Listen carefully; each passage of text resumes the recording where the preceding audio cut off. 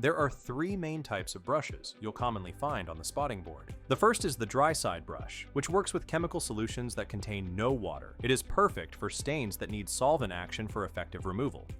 Next is the tannin brush, specifically designed for tannin stains, which utilizes acidic stain removal agents.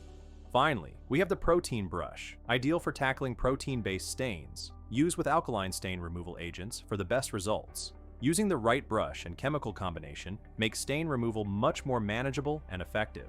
Keep in mind that it is crucial to keep the protein and tannin brushes separate. Mixing these can lead to cross-contamination and may neutralize the chemical action necessary for specific stain treatments.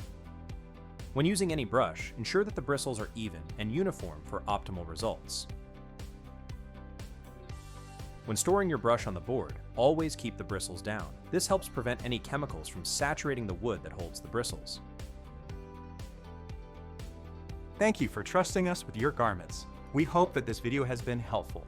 Please like and subscribe to follow us for more Streets Academy videos.